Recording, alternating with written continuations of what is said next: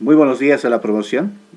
En esta oportunidad hablaremos acerca de los textos académicos y trataremos de entender realmente qué son los textos académicos. Los textos académicos son elaboraciones intelectuales, esto tiene que estar claro, son elaboraciones intelectuales que abordan un tema particular o profundizan algún tema. ¿Y quiénes escriben estos tipos de textos académicos? Son estudiantes, docentes, investigadores, periodistas.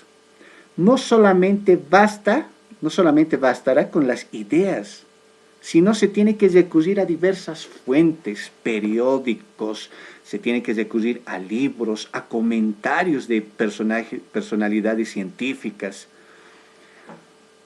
Ejemplo de los textos académicos tenemos a las monografías, tesis, ensayos, comentarios de textos, lo que estamos trabajando, resúmenes, informes, reseñas, críticas, entrevistas, artículos, editoriales que habíamos leído, crónicas, etcétera, etcétera. Todo trabajo de investigación que recurre a diversas fuentes es un texto académico. ¿Cuáles son las características que debe tener todo texto académico? Son intertextuales. Recurren a otros textos para fundamentar o validar la posición que se tiene. Por eso es tan importante las citas. Se produce en un contexto estudiantil, científico, académico. ¿Dónde se producen los textos académicos? En las escuelas, universidades, institutos superiores. En esos lugares se producen los textos académicos. Comunica resultados porque es el trabajo de un proceso intelectual. Busca persuadir acerca de su validez, busca convencerlos porque es un trabajo de investigación en las que trata de demostrar algo.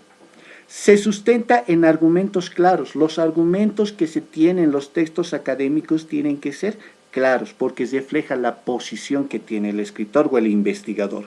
Mantiene un discurso formal.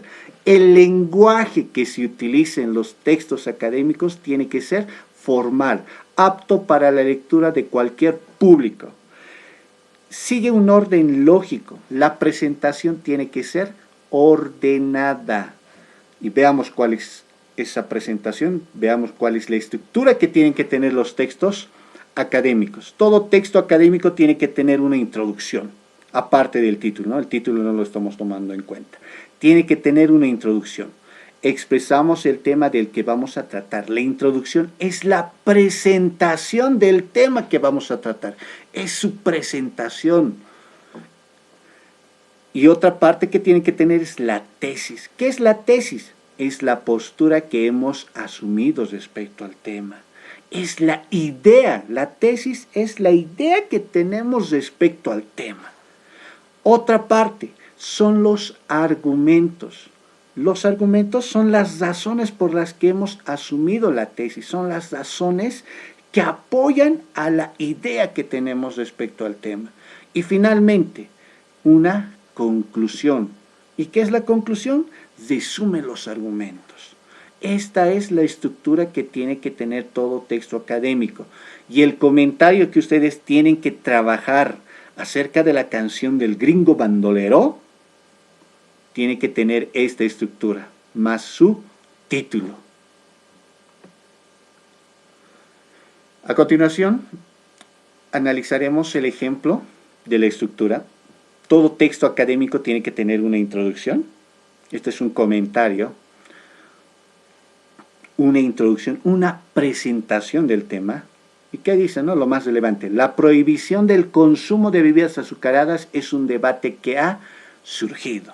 Es un debate que surge. ¿Se debe prohibir el consumo de bebidas azucaradas, del consumo de la comida chatarra?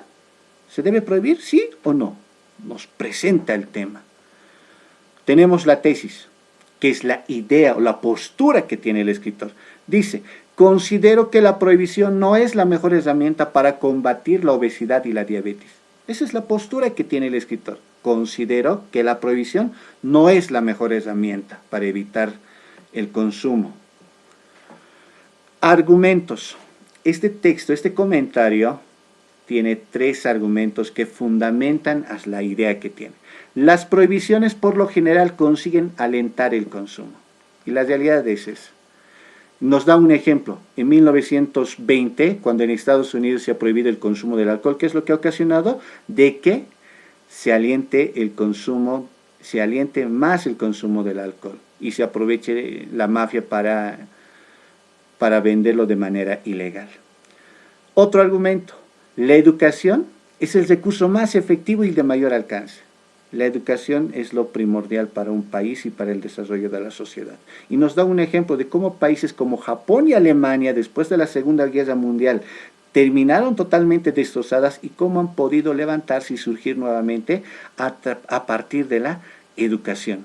Y un tercer argumento, una alternativa, nos da una sugerencia, ¿no? Una alternativa sería la regulación de quienes venden este tipo de alimentos, regularlos, decirles qué se puede, qué no se puede, incluso subirles el impuesto. Finalmente, la conclusión. En conclusión, la formación, la educación y las regulaciones a las empresas productoras de bebidas azucaradas y no la prohibición pueden contribuir a mejorar los hábitos alimenticios de las personas y a disminuir la tasa de enfermos con diabetes y personas incluso con obesidad. Este es el comentario, este es el ejemplo de un comentario. Ustedes tienen que elaborar un comentario respecto a la canción del Gringo Bandolero. Muchas gracias por la atención prestada.